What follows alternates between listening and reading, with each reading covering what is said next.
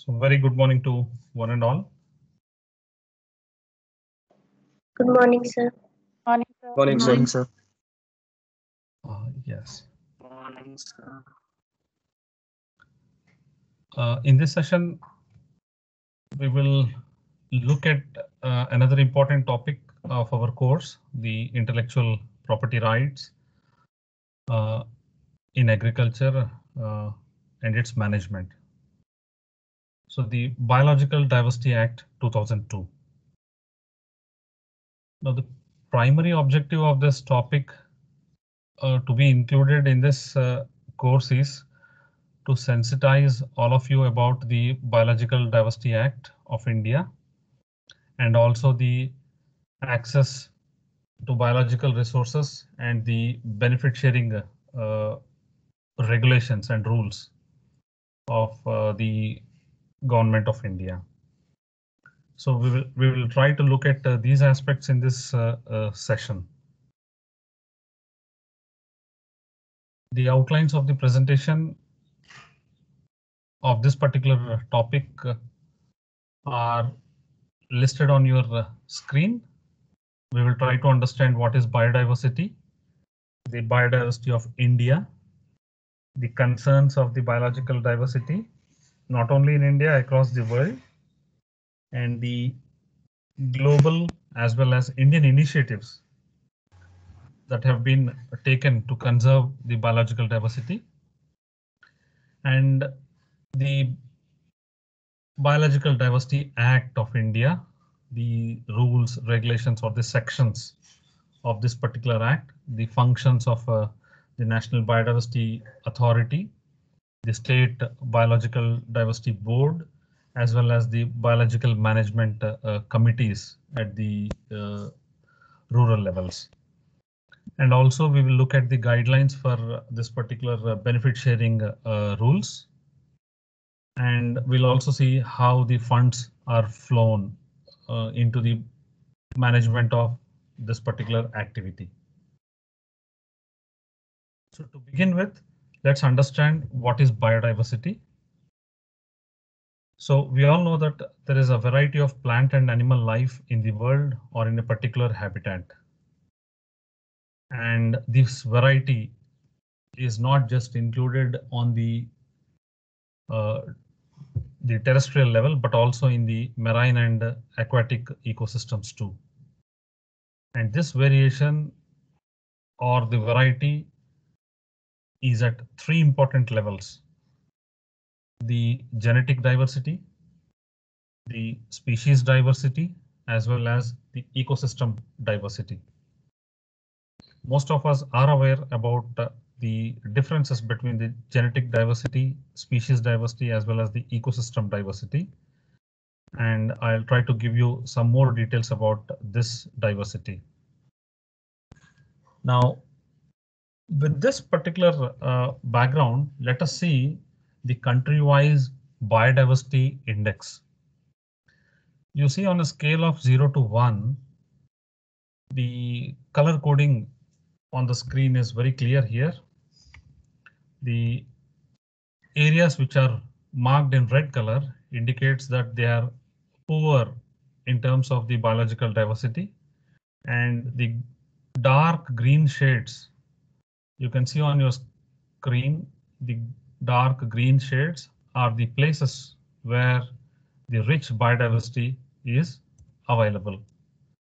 Now, fortunately, you can see that India is a place where nearly on a scale of 0 to 1, roughly around 0.6 to 0.75, that India has the score. So it is equally rich in biological diversity.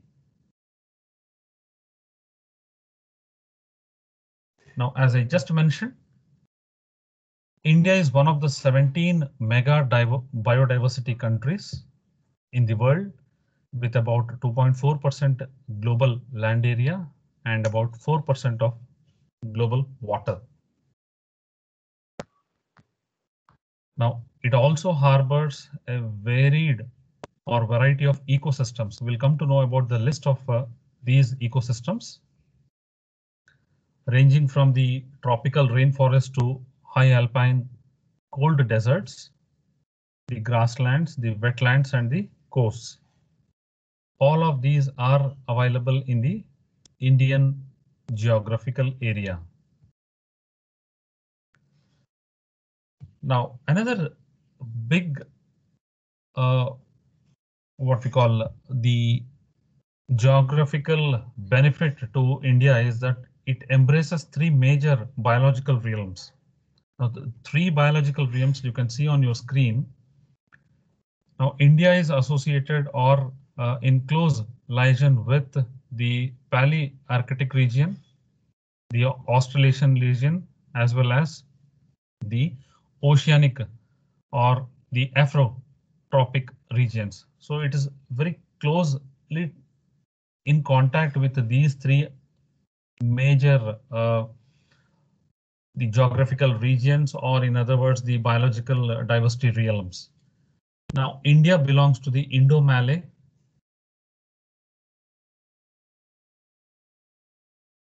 biological diversity realm, where it includes the countries like the India, Myanmar, right, Thailand, Indonesia, Malaysia, and the Vietnam, Laos, etc. So they are very rich in terms of biological diversity.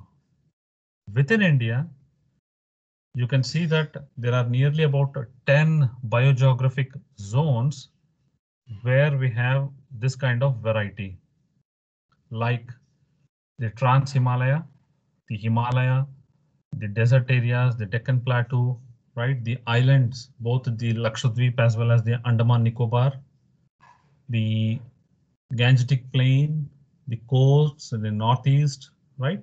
So these areas are very clear according to the agroclimatic zones of India. The Biodiversity Authority of India has listed about 22 different agro biodiversity hotspots within our country. Now, these are a kind of extended list of what you have seen in the previous screen, what you have seen on the previous screen, and it gives an indication that the diversity, the biological diversity with regard to agricultural production, and this includes both the livestock as well as the fisheries sector in these 22 different locations or the hotspots. So you can find the genetic diversity, you can find the species level diversity, and you can also find the ecosystem diversity within these areas. Not for all, but for most of these biological resources, what you find within our geography. So you can, list out that India has a recorded number of species, both plants as well as animals, nearly about 46,000 species of plants and nearly about 92,000 species of animals, and roughly around 6,000 microbial species. And in the literature, it has been cited that one of the 8 primary centers of origin of cultivated plants, right, like the rice, the millets, some of the fruits, vegetables, and fiber plants, their origin lies in the Indian geographical area. And according to the National Animal Genetics Bureau, right, the National Bureau of Animal Genetic Resources, there are nearly about 225 breeds of animals which have been found in India, and most of them have been registered. Now, after knowing about the biological diversity within the country and the biological diversity hotspots, let us look at what are the concerns, why we need to know about this biological diversity and how the law has been enacted in the Parliament of India. The first and foremost concern is the unsustainable resource use practices and illegal trade of high value wildlife products. Now, without even looking for the future generations, the way we are using our biological resources in an unsustainable manner is one of the foremost concern, not just in India, across the world. And also the illegal trade of wildlife products. It includes the animal skins, it includes the wild or the forest products such as the sandalwood, which is very popular. You frequently hear about the smuggling of these wildlife goods and a number of other such forest products. The second important concern is the depleting traditional knowledge on biological diversity, which has been inherited by a large number of local communities. Now, you know, the local Vaids, right? The Hakims and other kind of people who have been possessing this traditional knowledge over a period of time, you find that it is getting depleted, or you don't find that, or we don't really give importance to such kind of knowledge, which has been documented in Ayurvedas, which has been documented in our traditional books. But several of these, several of this traditional knowledge and the information that these local communities have not been documented. And what is the danger? If we don't document it and it is not published in, or it is not in the public domain, then some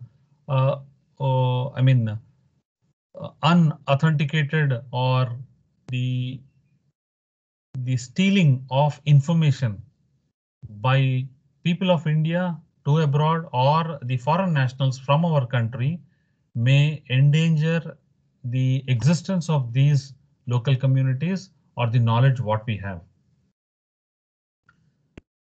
The third important one is due to the rapid urbanization as well as the developmental projects of Government of India or any other governments in the world. Although these are equally required, but due to this rapid expansion of the industries or the the construction of roads, industries, right? You find that all the agricultural lands have been converted into the highways, expressways, etc. So you are actually losing the important land. And with this, we are lacking our biodiversity, or we are depleting our biodiversity. Now, the last concern is the introduction and promotion of new high-yielding varieties. All our breeders are enthused to introduce new and new varieties to address one particular issue or the other, maybe the salt tolerant varieties or the drought tolerant varieties, abiotic stress addressing varieties or biotic stress addressing varieties, n number of such solutions, which is the main objective of the plant breeders, right? The animal breeders also think in those directions to enhance the milk productivity or the meat production. So because of these, sometimes we lose our the germplasm of the traditional varieties or the conventional varieties. And to address this, the law of protection of plant varieties, right, as well as this, the current law are in place. So because of these concerns, it has been thought that there is a threat to both the flora and fauna, which is present in the Indian geography. And for that matter, which is equal concern of any country in the world. So to address these issues, it has been thought that only if we conserve the existing biodiversity, these concerns could be well addressed. So in order to conserve the existing biodiversity, several initiatives have been taken across the world. such as the World Heritage Convention in 1972, the Convention on International Trade in Endangered Species of Flora and Fauna in 1975, the Ramsar Convention on Wetlands in 1975, the FAO's International Undertaking on Plant Genetic Resources, the Convention on Biological Diversity, the UN Convention to Combat Desertification, TRIPS, Cartagena Protocol for Biosafety, 2CBD, that is the Convention on Biological Diversity, the International Treaty on PGR for Food and Agriculture, the Global Strategy for Plant Conservation, as well as the Bonn Guidelines. The Bonn means the Germany's place. The Bonn Guidelines on access to genetic resources and fair and equitable sharing of the benefits arising out of their utilization. So several such global initiatives have taken place either independently or under the umbrella of United Nations organization to address these concerns. And among all, one of the most important thing what we need to remember is the Convention on Biological Diversity 1992, because this is the genesis for the introduction of the Biological Diversity Acts across the several nations in the world. And India too, because we are signatory to this CBD of 1992, the government of India has to take certain actions based on this convention, the conclusions. So it has initiated several points, or it has taken note of this convention and introduced the following or action taken or actions to be taken based on this convention. Now, looking at the importance of the biodiversity across the world, the United Nations have declared the year 2010 as the International Year of Biological Diversity or Biodiversity. Now, consequent to the CBD at Rio de Janeiro, Brazil on 5th June, the first conference of parties was held on 29th December 1993. And the Convention on Biological Diversity came into force. Now, these are the series of events that we are connecting it to the law that we are currently talking about, the genesis of the law. So, the United Nations General Assembly at its 49th session decided to observe 29th December as the International Day for Biological Diversity. But several countries have expressed their concern because the importance of biological diversity is such that it cannot be under the umbrella of the worldwide celebrations of Christmas and New Year.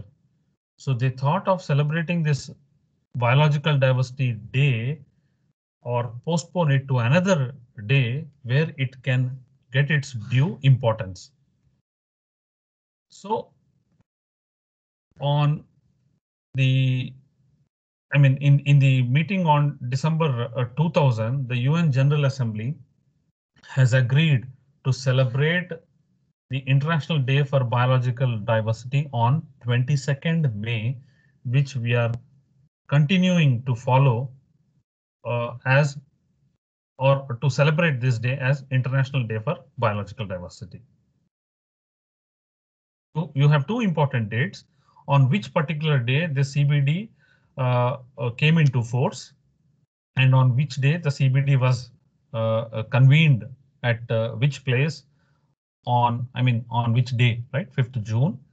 And subsequently, what is the day of international, on which day the International Day for Biological Diversity is celebrated. Now, in India too, the government of India has taken proactive steps in addressing the biological diversity concerns. So in 1973, it launched the Project Tiger. In 1991-92, it launched the Project Elephant, the Crocodile Project in 1976. And based on this, the concerns over biological diversity and biological resources, the biotechnology research was initiated. And because of this, the Department of Biotechnology under the Ministry of Science and Technology was established in 1986. So it is one of the very recent departments that was established in the Government of India. And later, to conserve the Western Ghats and northeastern parts of India, the Sacred Groves project was launched. So in pursuance of the Conference of Parties on 18th February, the National Action Plan on Biodiversity was written, or it has taken a shape on 18th February 1994. And based on this National Action Plan, the Biological Diversity Act was promulgated in the Parliament of India. Now, this was in the year 2002. That means the act was tabled in Parliament of India in the 2002, but it was enacted by the Parliament on 5th February 2003. So although the act was tabled in 2002, it was enacted in 2003, but because it was tabled in 2002, the act still has its year as 2002. But the rules came 2 years later. On 15th April 2004, the rules were notified through the Gazette notification. So this Biological Diversity Act contains 12 chapters and 65 sections. It extends to whole of India, including the Union Territories. Now, one of the beauty of this system or this act is that it is implemented through a decentralized 3-tier system at a national, state, and local levels. What exactly is this Biological Diversity Act dealing with, or it altogether deals with, right? The first and the foremost thing is any of the biological resources and its associated knowledge, if at all is being used for commercial use, then the act is attracted. If any of the biological resources and its associated knowledge is used for research or for biosurvey and biological utilization, or even for transfer of research and application of patents, right? And or in other words, filing of patent applications for grant of patents, this law will get attracted. So for conducting of any of these research, you need to take care that without informing the local biological diversity management committees, or if it is in the purview of the state biological boards, or at the national level, the National Biodiversity Authority, if you conduct any research, if you file any patent without the knowledge of NBA, if you conduct any survey related to the biological resources, or if you use any of these biological resources for commercial applications like production of drugs or kits, right? Anything, then you will be under the lenses of this particular act, and you may also be penalized for improper usage of these biological resources. And because of this particular reason, you have been introduced to this act in this course, because day in, day out, we deal with biological resources.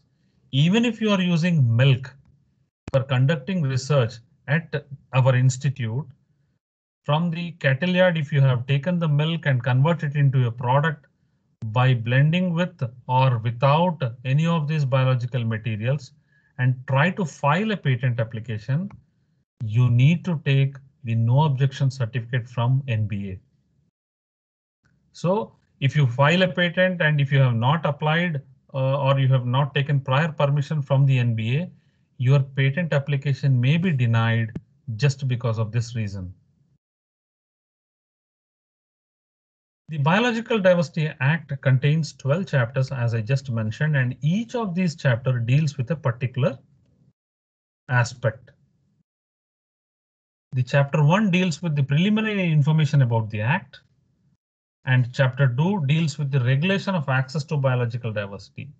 An individual, a company may be incorporated in India, or a foreign national or a foreign company with its office in India with what we call the foreign direct investment or the partial investment.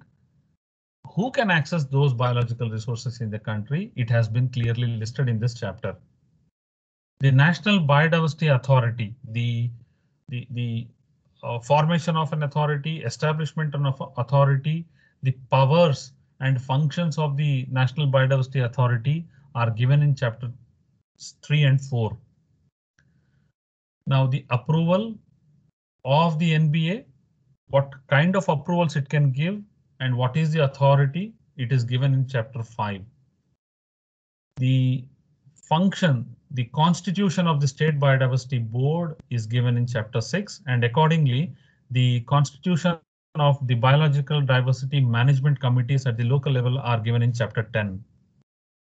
So the funds related to the local biodiversity funds are given in chapter 11, and related aspects, I mean the miscellaneous related aspects are covered in chapter 12.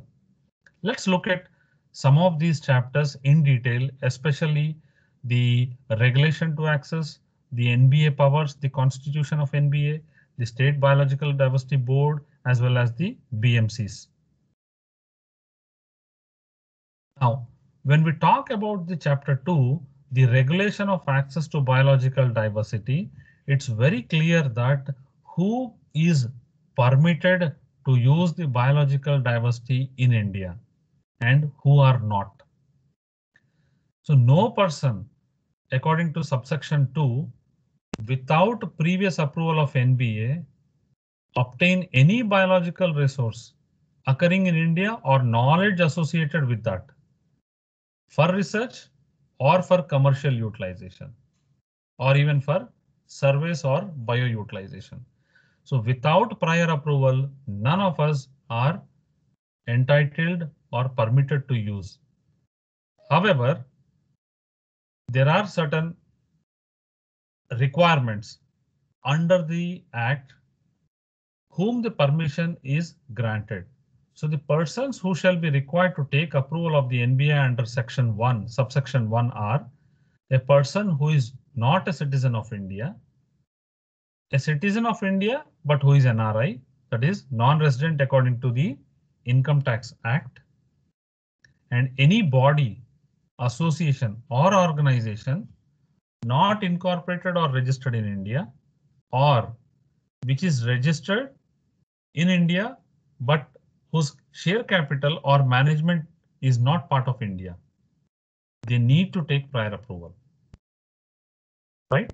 No person without the previous approval of NBA can transfer the results of research pertaining to these biological resources obtained from India for monetary consideration or otherwise to any person who is not a citizen of India.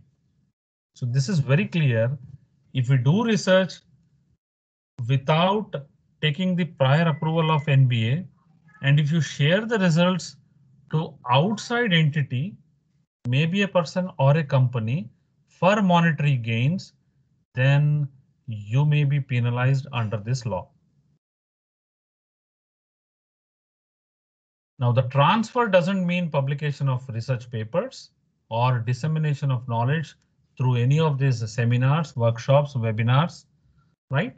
And if such publications or dissemination of knowledge is according to the guidelines issued by the central government, then there is no issue with this particular act. Now, the guidelines on access to biological resources and associated knowledge and Benefit Sharing Regulations 2014, which came into effect on 21st November 2014, it has certain points to note down and the protocols to be followed. Now, the procedure for access to biological resources for research, maybe for commercial utilization. If you are doing it, then we need to ensure that we have actually taken prior permission from the concerned authority. Sometimes the local biodiversity or the biological diversity management committees, BMCs, they do maintain the People's Biodiversity Register. If your research is falling in that particular domain of geography, then you need to enter and take valid receipt by paying the requisite fee for collecting those biological resources.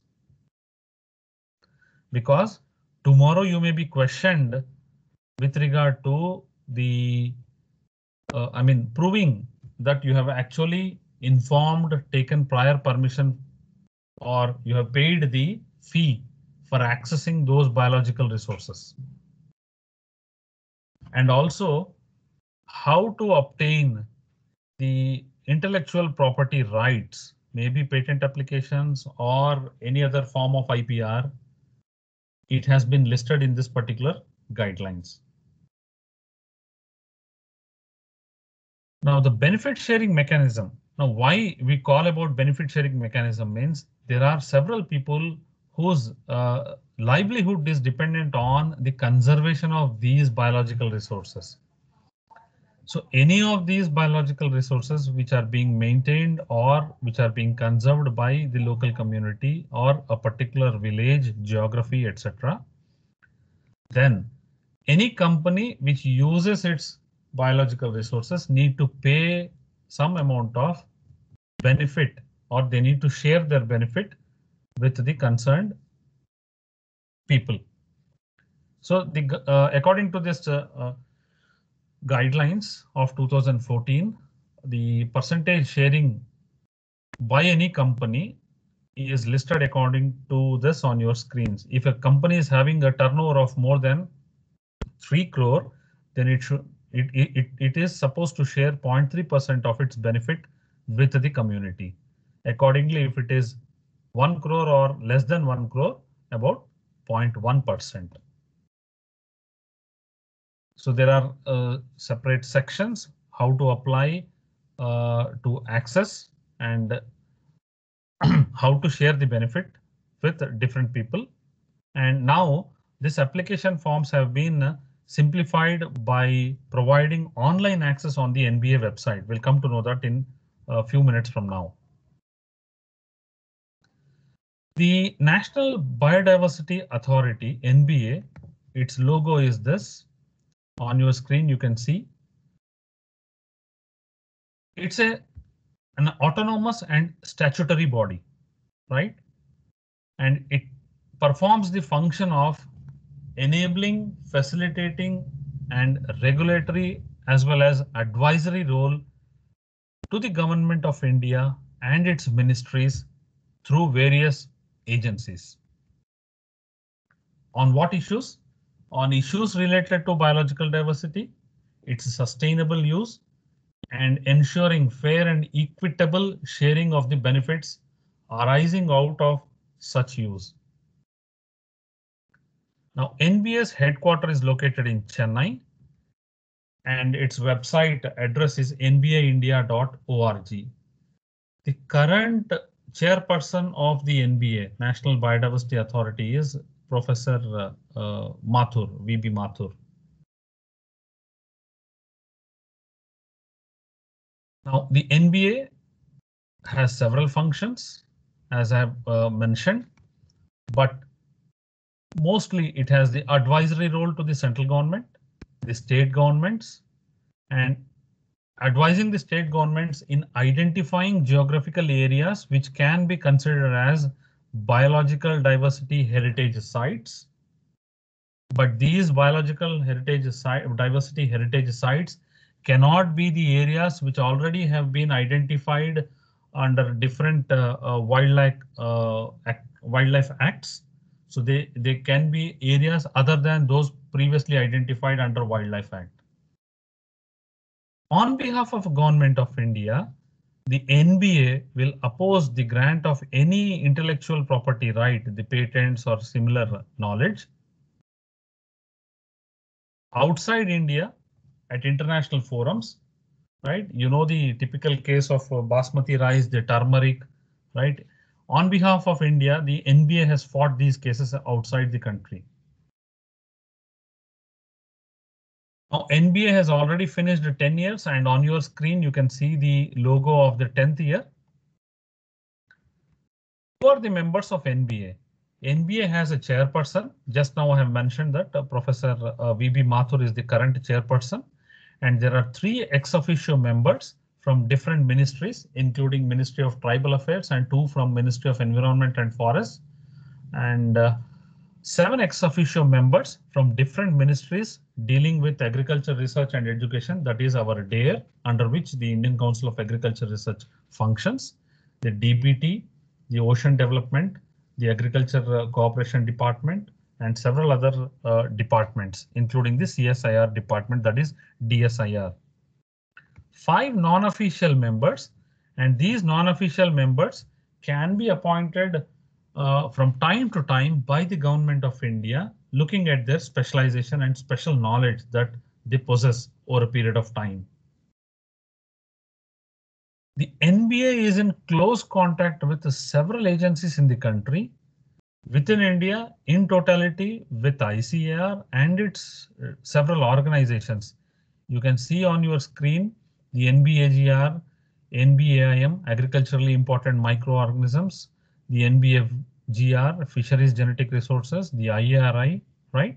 And you can also see the forest academies of different states, the Agricultural Products Export Development Authority, APIDA, and the CSIR in general, right? So it deals with all those organizations and institutions which are dealing with the biological resources in the country. The state biological diversity boards, as I said, all the states, almost all the states have an established SBBs. And for the 7 union territories, NBA exercises its powers, right? The union territories doesn't have the state biological diversity boards, but the NBA takes care of this particular need. So the SBBs advise the state government on the similar, in the similar lines as the NBA does for the central government. Now, it regulates by granting of approvals or otherwise the request for commercial utilization or biosurvey and bioutilization of any biological resource by Indians.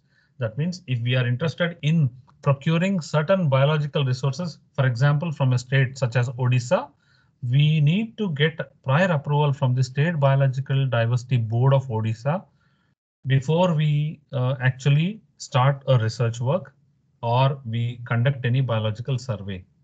So that is a foremost requirement. So for such permissions, the SBB does the act, and under the act, it does give that permission.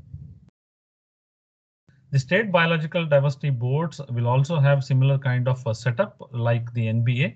It has a chairperson, not more than 5 ex officio members, and not more than 5 specially or specialized experts. You can see that almost all the states and almost all the states in the country, they have their designated state biological diversity boards. Now this image is a couple of years old one. Now the J&K and Ladakh have been separated in the new image. So the biological diversity sites identification is one of the crucial function of SBBs. Now, the biological diversity heritage sites should be well-defined areas which have unique ecological and fragile ecosystem. Maybe the terrestrial, coastal or inland waters and marine having rich biological diversity. So all these, I mean, very specifically, it has given the definition of BHS, but identifying of BHS in consultation with MBA is the role of SBB.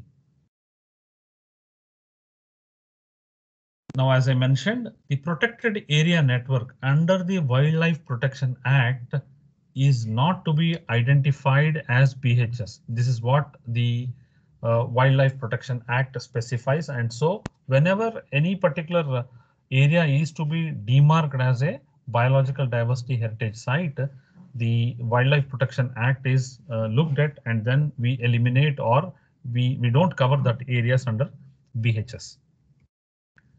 Now, the biological diversity management committees, now they are the actual people who are maintaining the record of biological resources in their particular geography or the vicinity or their the jurisdiction. Both the NBA as well as SBBs shall consult the biological management, I mean biodiversity management committees before taking any decision related to the biological resources which falls under their geographical areas. So whenever a particular company, a person, or an entity will try to use the biological resources in a particular geographical area which falls under the respective BMCs, they may collect fees. And as high as 95% of the fees that is collected will directly go to the BMCs, because they are the people who are actually safeguarding these biological resources from getting exploited. They maintain, I mean, one of the main function of BMCC is to maintain the people's biodiversity register. Any person who is actually taking biological material from this particular geographical area need to register, get their receipt, as I mentioned earlier, and this becomes part of a documentary evidence that you have actually consulted and taken the I mean accessed the biological resources through valid means. These are the various documents that are actually maintained by through the PBRs or the People's Biodiversity Register. So it is through the, I mean, it is under the BMC's jurisdiction that they maintain the data related to who have accessed what kind of biological resources and when, what is the fee collected, and what kind of results or interpretations that the concerned agency has drawn, and that information will be maintained with the respective I mean BMCs in the PBRs. So these BMCs are nothing but they are the village leaders as well as knowledgeable persons, sometimes the local doctors, the local Ayurvedic practitioners, and even the local professors, maybe the college teachers, school students. They could be anyone as part of the BMCs. Just to give you an idea that 3 different types of funds are collected both at the national, state as well as the local levels, and these charges, depending on the use, they become part of the State Biological Diversity Fund or the the National Biodiversity Fund or the State Biological Diversity Fund. Now, if you visit the NBA website, you find more resources. Right, you find more resources under this resource column, and you can see that there are 3 different short films which have been created by NBA for the awareness of the citizens of the country related to what exactly is the Biological Diversity Act, who are, I mean, what are these the functions of BMCs, and what is this People's Diversity Register. This video is also uploaded on the NBA's Facebook website. Because of paucity of time, I'm not able to run the video here, but those who have taken a screenshot of this video of this particular slide can visit it at a later stage. Again, a video on the Biological Diversity Management Committee. The information what I've been narrating to you has been picturized in this particular video. And even the PBR, the maintenance of PBR is explained through a simple video. So I thank you for your patient listening, and I just through this lecture or session made you clear about what is NBA and what is the genesis of NBA, what are the guidelines related to the benefit sharing mechanism, the biological diversity heritage sites, the BMCs, the PBRs. I tried to give you the snapshot of the Act so that you can explore more by visiting the resources that I highlighted. So if you have any specific question, you are welcome to ask.